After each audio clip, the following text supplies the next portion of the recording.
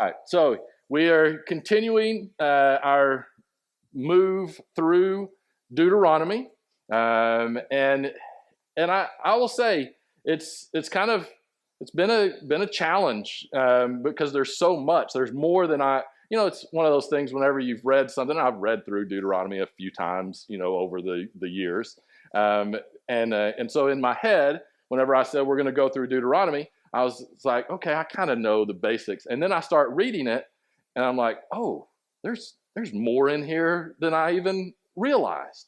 And that's kind of what happened for today's sermon. I thought we were going to be able to skip forward after finishing the 10 Commandments in Deuteronomy 5 and 6. And so I thought I was going to be able to skip through a couple of chapters, but no, I was not. And so I'm going to preach a sermon that I never thought I would have to preach this type of a sermon before. And I'm not real comfortable doing it. I believe it's the right thing to do, but I hate that we even have to preach this, right? And because we've talked about this stuff before, but something just jumped out off the page as I was just reading through Deuteronomy, and I think you'll see where we're going here pretty soon. So let's look at Deuteronomy chapter 7. Again, remember Abraham. What? That's Genesis. Where Moses is talking to the people and preparing them. He's kind of recapped where they've been, and now they're preparing to go into the promised land. Moses is not going to go with them, but he is preparing them to go. So he's kind of rehashed all of this stuff. So now he's kind of getting closer to present time. And so he starts off in chapter 7 of Deuteronomy. And so he's kind of looking forward of what they are going to be dealing with as they go into the promised land and take the promised land. So we're just going to read 11 verses out of chapter 7. When the Lord your God brings you into the land you are entering to possess and drives out before you many nations, the Hittites, Girgashites, Amorites, Canaanites, Perizzites, Hivites, and Jebusites, 7 nations larger and stronger than you. And when the Lord your God has delivered them over to you and you have defeated them, then you must destroy them totally. Make no treaty with them and show them no mercy. Do not intermarry with them. Do not give your daughters to their sons or take their daughters for your sons, for they will turn your children away from following me to serve other gods. And the Lord's anger will burn against you and will quickly destroy you. This is what you are to do to them. Break down their altars, smash their sacred stones, cut down their Asherah poles, and burn their idols in the fire. For you are a people holy to the Lord your God. The Lord your God has chosen you out of all the peoples on the face of the earth to be his people, his treasured possession. The Lord did not set his affection on you and choose you because you were more numerous than other peoples, for you were the fewest of all peoples. But it was because the Lord loved you and kept the oath he swore to your ancestors that he brought you out with a mighty hand and redeemed you from the land of slavery, from the power of Pharaoh, king of Egypt. Know therefore that the Lord your God is God.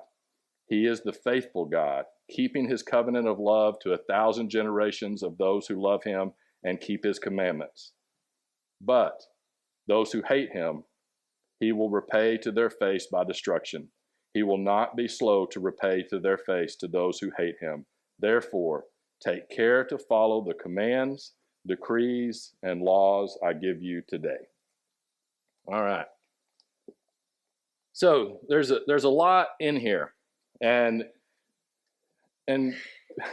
sadly, the focal point on passages like this, I can remember sitting in seminary classes and going, how can God say wipe out a whole group of people, right? And so then we all get on our righteous piousness and we say, we would never consider something like that. So clearly we are much better than the people back then. So then we start coming up with all of these answers to figure out what's going on here. Now, it is important to understand, one, the people reading this back then, anywhere in the world, would have no problem with what was said.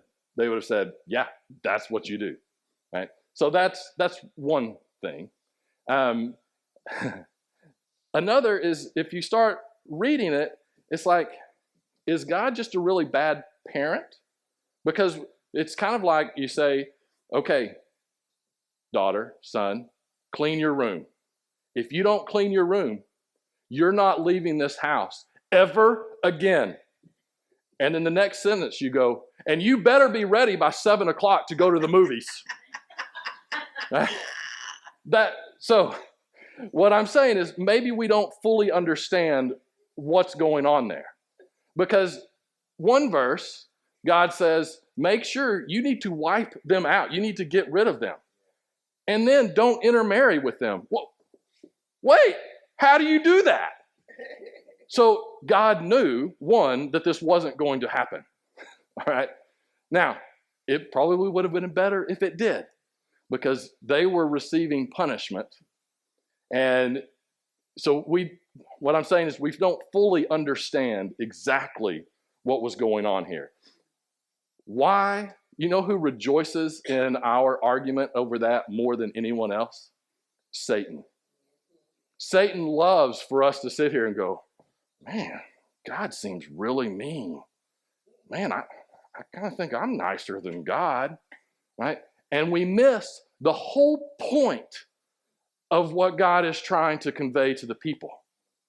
The whole point is that if you do not destroy the pagan religion that these people are going to force upon you, you will begin following them and you will not follow me. That is what God is getting at. He says, you have to push out the pagan religions. There is not room for two. There is only room for one true religion. And it is the religion that points to the one true God. And if you're going to hold on to that one, you cannot allow the others to flourish. And guess what? It turns out God is exactly right. What happens to the people? Why is it that they fall away? It's because they began following other gods. Right? Now, you also read the big picture. God, once the nation was established, it did not outlaw other religions. Right? But they were not going to be promoted. They were not going to be supported. You could not, if you wanted to be Jewish, you had to renounce them completely. Right? But it never calls for the people to go and destroy people who worship other religions. This was a specific time. They are going into this land that is going to be theirs. But it is vital. The underlying point here is, if you allow a pagan religion to flourish, it will pull you away from worshiping the one true God.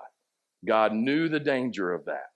And that is what he is trying to instill in the people. This is what you're going to face. And he's telling them, he says, you know what? You're going to go up against these 7 groups of people that are bigger and stronger than you. But trust in me, I'm going to help you overcome this. But you need to get rid of all of the stuff that they bring to the table. Right? And then he keeps going, and he says, let's see, it says, for they will turn your children away from following me to serve other gods. See, God understands how the demonic influences work. And that's what he was warning the people of, is that they will, that religion will start drawing people to it, and it'll start with your children, right? And so God's saying, get rid of it. And so what does he say? And this is what made me stop. All of that was fine, and I was like, we can move through that pretty quickly. But it says, what do? It says, break down their altars, smash their sacred stones, cut down their Asherah poles, burn their idols in the fire. Okay, one thing that we've become really good at in the church, and by the way, as we talk about things, and it's easy to feel some anger, our anger should be directed at us. at the church. We have allowed what we're going to be talking about to happen. It is the church's fault because we talk about things like this. We go, oh yeah, you should get rid of the idols and the sacred stones and the altars. And we all say, yes, that's right. And then we move on to verse 10 or 11. We don't talk about what are the sacred stones and the idols today. They are not little fake little pagan gods that they were 3,000 years ago. But there's something different. We need to call it out. But when you do that, you've put names on stuff and you immediately will divide because you're going, wait, I like that person or I like that political party. You're saying they're representative of a sacred stone, right? And we don't like to do that because we want to be nice. We want to be nicer than God, right? Because we don't understand evil the way God understands evil. God knows that if evil is allowed to flourish, it destroys individuals and it destroys society. We are so nice that we don't want to call things out and we just sit back and I don't want to offend an individual, so I will just let them be destroyed by the evil of the society around us because then I'll feel better about it myself. That's what we've done in the church. I've been part of it. I've been a pastor for 15 years. Right? 20, 15. All right. So, and I will say, I don't like having to preach this. It's hard. But you know what? When Jesus was preaching, whenever he said that brood of vipers, was he talking about a figurative brood of vipers somewhere? No, he was looking and he was pointing at the Pharisees and saying, they're it. They're the ones you've got to call out and you can't listen to them anymore. It wasn't just this theoretical, hey, there are people out there that can be broods of vipers that can lead you astray. He was saying, no, that person, that John right there, he's doing it. Right? Now that's hard and it's uncomfortable, and you can still do that in a healthy way, right? But we can't just talk around things anymore. That's what we've done in the church because we've become seeker sensitive. We want just people to come in and we want them to worship God and we want them to love God, and God is love and God is kind and God is merciful. All of that is true. And so then we just kind of talk about sin in general. And we say, you know what? Adultery is bad. We don't say, if you've committed adultery, you have sinned and you need to repent. Right? Because that gets a little more personal. And we've created this model of church that requires growth. And that kind of preaching doesn't always bring growth immediately. Okay? And so all of this is happening, and I'm thinking about all of this, and I'm reading, and so I'm thinking about, okay, the sacred stones. We just had I talked about this specifically 2 weeks ago, about idols, what idols are, got a little more specific on that. And then I keep reading, and it says, and tear down the Asherah poles. The Asherah poles. So what is that? Was that just a type of wood? What was that? Why would Scripture specifically name that type of a pole? Why wouldn't it just say the poles, right, that are used for religious ceremonies?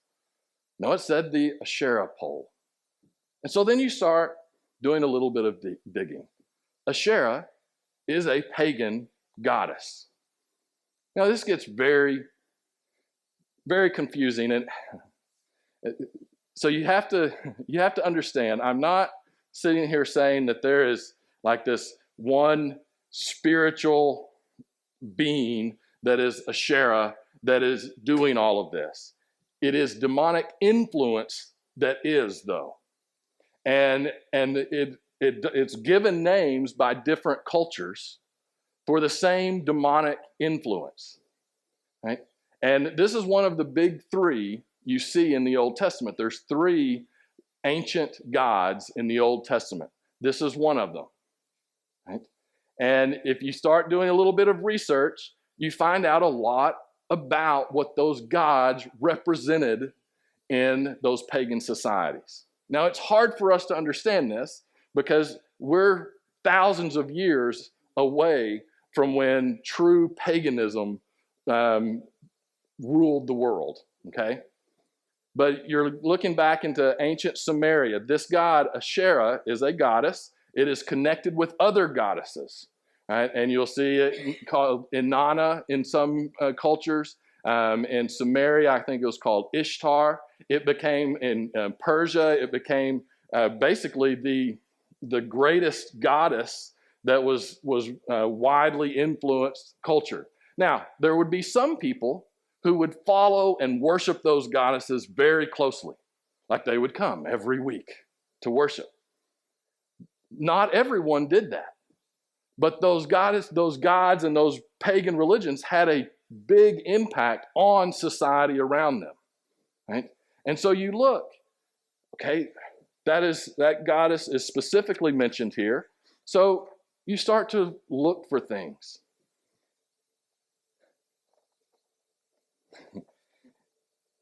This is out of the, very conservative and Christian publication, the Encyclopedia Britannica.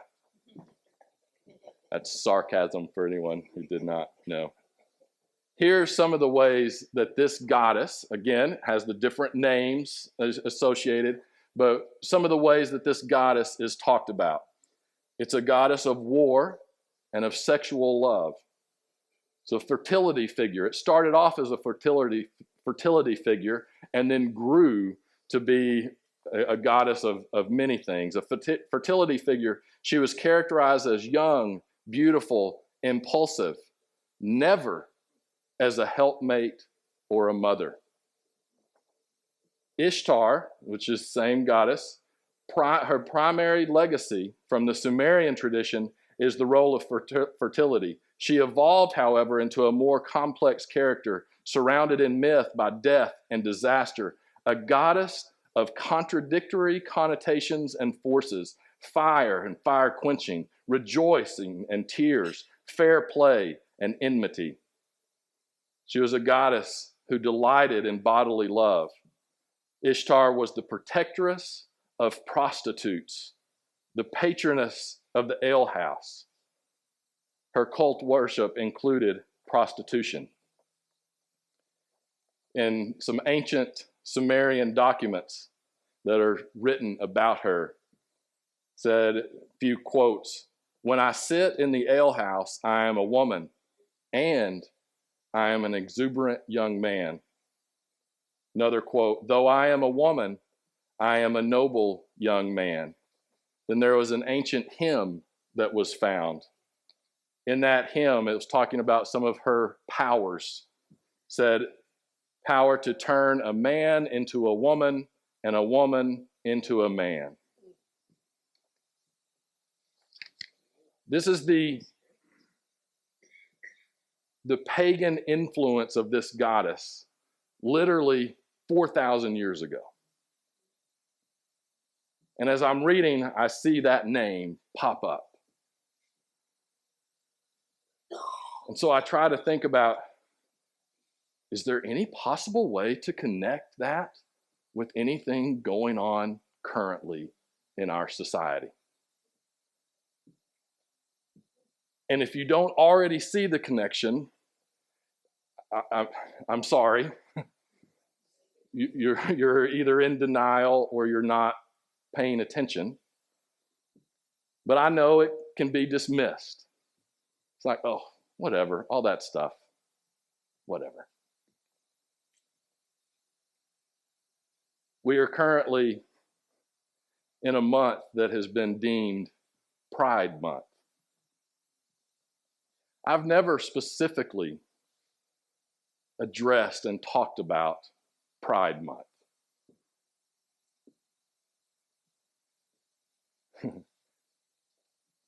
It is becoming more and more obvious what is going on. The goddess Asherah, Ishtar, has been allowed to return. and it is infecting our society.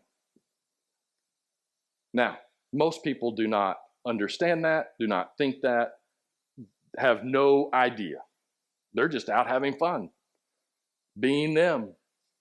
Love is love. Have no idea that they are actually following a demonic pagan ideology.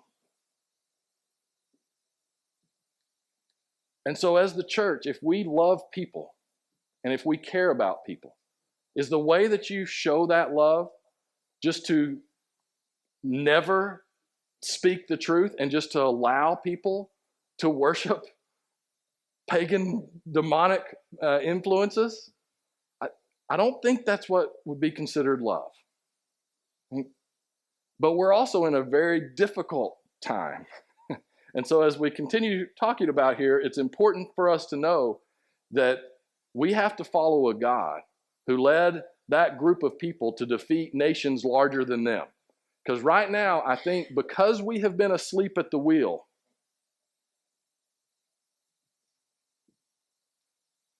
I think the religion of Ishtar has a stronger hold on our society than Christianity at this point. And so it's going to be tough. So how do you fight this battle? Well, the first thing we have to realize, and this is so vital, is we are not fighting against individuals. The enemy is not the person who identifies as LGBTQ or whatever letter or number it is. They are not the enemy, and we cannot view them that way, or it will lead to a dangerous, ugly future if they are viewed, the individuals, if they are viewed as the enemy, because all of a sudden we will quit seeing them as people created in the image of God who have been deceived and sucked into an evil ideology, which is what is the truth, and we will just start seeing them as the enemy that just needs to be wiped out because it's evil. Evil needs to be wiped out. Individuals who have been deceived and are now practicing and following evil do not deserve to be wiped out. They deserve to be told that God loves them and cares for them and wants something better for them. Now, practically how that happens is tough. But we have to start there. We have to start with seeing people as individuals, not as the enemy. The enemy is the LGBT agenda. Okay? It is much bigger than that. And it is evil, and it is trying to destroy. And it is scary how close it is to these ancient practices. Like the month of June, one of the myths of Ishtar is that she was a prostitute, but she did at some point in some of these myths, she did marry, but then she killed her husband, and so her husband had to go down into the depths for 6 months, winter, right? But then they could reunite for a short time, and that time would be in June. There would be specific festivals praising this goddess in the month of June. Like those who were the temple attendants for this goddess were nearly always transformed from being a man, and they were now women. They had the gender affirming care. They cut things off. When you hear the word gender affirming care, in your head, think they're cutting things off. Okay? That's what people are against. Okay? Don't allow that kind of language to distract. So we are clearly up against a demonic influence that is a different religion. And here's the problem with that. Our religion following God actually sees people as individuals and will allow people to choose to still live in their sin, right? And will give them a chance to repent and to come around. Other religions are not so grace-filled. In fact, there's not room for us bigots in the eyes of those who adhere to this religion. So we need to know who we're fighting, that we are fighting something much bigger, and we can never create, we can never get to where we are attacking individuals. That is very important. But the reason that I thought we have to speak on this, and I know everybody's tired of this, but just because we're tired of it, guess what? That's great for the demonic movement. Because then we're just like, oh, I'm just tired of it. I don't want to hear about it. I'm just not going to think about it. But something has changed in the last couple years in regards to this movement. And I'm reminded of when God said, do not give your sons to their daughters or their daughters to your sons, for they will turn your children away from following me to serve other gods. We have moved to the place where this religion, who is trying to inch its way back in to society, and has been doing that for 60, 70 years overtly, if you look, it has now reached the point where it was comfortable to say, we're coming for your children, which is necessary for any religion. If you do not teach your children about God, there is a very good chance that they will not follow God. We know that. Statistics prove that out. It is important for you to indoctrinate your children. What the scripture talks about. We just read it in chapter 6. Right? Teach your children. Tell them about this. Teach them about God. Well, now the pagan religion feels that it is strong enough, and sadly it is correct, that now it can start coming after our children overtly. And that is what is going on here. So we need to know who we're fighting. And then how do we fight? I don't know for sure. It's not easy. Because one thing that's happening but I think the first thing is we have to recognize this is a spiritual battle. And I know I've said that before, but it is vital to understand that. There are many Christians out there who think this is a political battle. This is not a political battle. It is not. Now, has it co-opted areas of the political realm to push its agenda? Certainly has. But the answer is not to vote for one party or the other.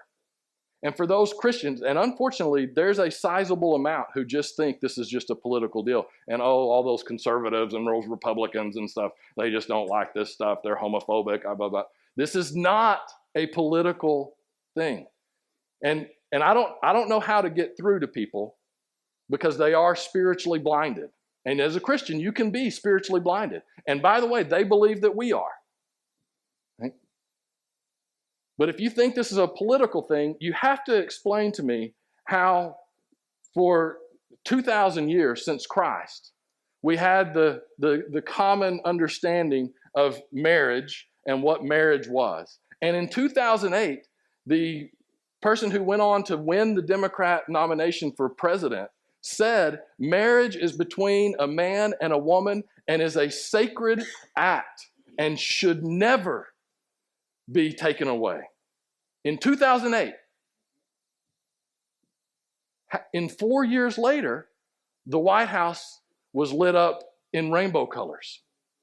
Okay, that's not If you believe in evolution and societal evolution, that's not how things change. That's a massive change. That takes time to get there, not 4 years. And how in the world did we go from 2008, where everyone, all political sides of the political aisle, agreed that marriage was between a man and a woman, to today, there are those who are fighting tooth and nail to be able to have your 8-year-old take puberty blockers and have things cut off?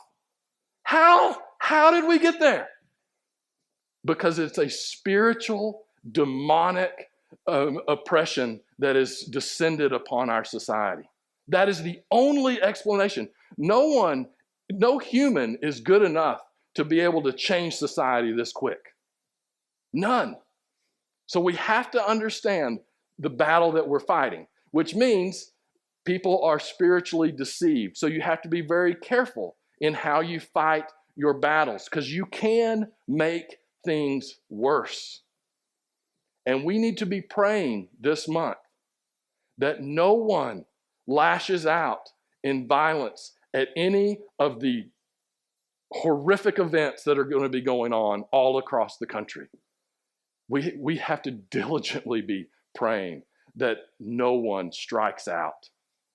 Because, I can't even believe I'm preaching this stuff. You have to, but I believe it. And I hate that I believe it. But you need to know that by being in this church right now, listening to me talk about this, you are now connected with what is being called a Christian nationalist, which is also being connected. And I mean, this is in government documents. Christian nationalism is being connected with white nationalism. No one likes white nationalism. What you're hearing is being connected to that. So if you don't want to come back, I understand. But understand, we're not dealing in normal times. We are in all-out spiritual war. And so we have to be very careful. If there is one church group that goes and protests and then violence happens, all churches are going to be lumped in. And we are at a place where people don't understand free speech. They don't understand that. We are a whisper away from there being a law that you cannot speak out against this movement. We are close. Right? And so we have to be careful, but we do have to stand up. You don't just roll over. So you find ways. One, you always stand for the truth. Never say a lie. You don't always have to proclaim the truth, but you never proclaim something that is a lie. Never go along with celebrating this agenda so that people won't be mean to you, right? And you can do this, and even in most jobs, because corporate America is completely given over to this, right? Then there's I'm not getting into all that, but there's forces that is forcing them to do that. So you can't just say, I'm not going to shop at anywhere that does this. Now you can do it in targeted ways. Target. Now, but understand, we're not able to do that fully. Because you know what? Walmart supports the same type of stuff. But Target went a little bit too far. And you know what? If we can angle our ire at them, do it. Okay? But understand, it's much bigger than that. So you just have to say, you know what? Maybe my company is saying we need to wear a pride ribbon that has rainbows. You say, you know what? I'm going to come. I'm going to work. I'm going to do what I'm supposed to do. I'm going to continue to be nice. But you know what? I'm not going to wear that ribbon. And then if they fire you, let me know. We will get a lawsuit and we will sue them. Sue them, not what came to my mind. We have to be strategic in this and careful. And this is serious stuff. And the one thing that we cannot do, you cannot, and so more than likely many people in here have friends and family who identify with this group. You need to love them. You need to care for them. But don't ever affirm the movement because you don't want to offend them. I want to show you a tweet that went out. Brad, let's show this tweet. This is by Notre Dame. Happy Pride Month. We celebrate all LGBTQ identities and reaffirm our commitment to being a welcoming, safe, supportive place for all members of the Notre Dame family. We see you. We're glad you're here. You are an important member of our community. And they show a picture of the rainbow God created and equating it to a demonic movement. Now, should they be a safe, welcoming place for all people? Yes, they should. But whether it's unknowingly or not, I don't know. I give the benefit of the doubt as much as I can. They are unknowingly, they are worshiping at the Asherah pole. And not only that, they are taking, because the pride flag is actually a little bit different than the real rainbow. They're connecting God's created rainbow and promise to us and using it to worship a demonic pagan god. I don't know where this leads, but I don't think that leads to good outcomes. We cannot fall into the temptation to just go along so that we're fitting in with everyone else. You don't have to do that. We need to make sure that we stand firm. And I found the picture I just Googled Deuteronomy and rainbow. And the message slide, Brad, this next one, this is what came up. And it was actually the passage that I was reading that reminded us of God's promise. See, the pagan religions, they will try to co-opt. They will try to destroy all that is good and holy and right. And guess what? They will have some success. But just as God led that small ragtag group of people across the Jordan River to overcome 7 nations that were greater than them, just as God entered into this mess of a world, into the heart of the Roman Empire that was pagan to the hilt, and then within a few hundred years, all those pagan gods were being pushed out, and the altars were being destroyed, and the temples were being torn down.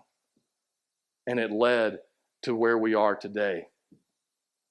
God can push back against the demonic forces, but we have to be willing to go along with him and to stand up even when it's uncomfortable and even when it's difficult. And we may not see the victory in our lifetime, but the victory will be coming. Because God is not,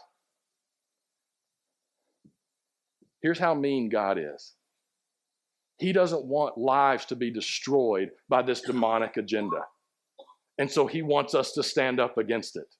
Because this agenda that is now being targeted to your children and causing confusion and trying to connect sexuality with identity, those are two totally different things, and they are being put together so that we forget that our identity is found in God and God alone. That is now being taught to our children. It is there to destroy societies and individuals. It is not loving just to support that. It is not loving to tweet out that we support this agenda.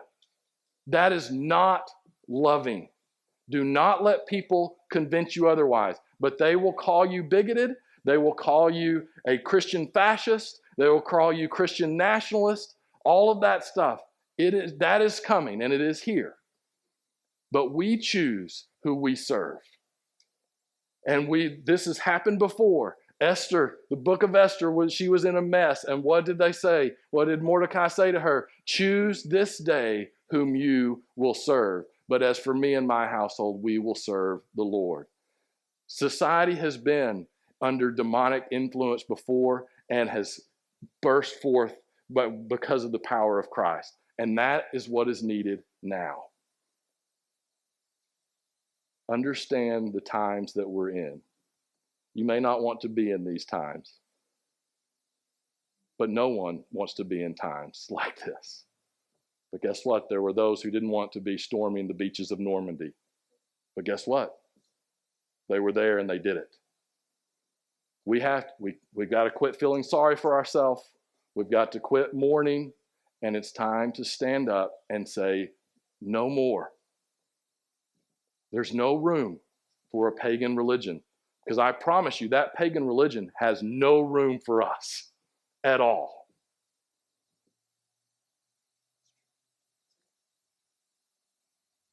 But leave knowing God is the one who brings victory.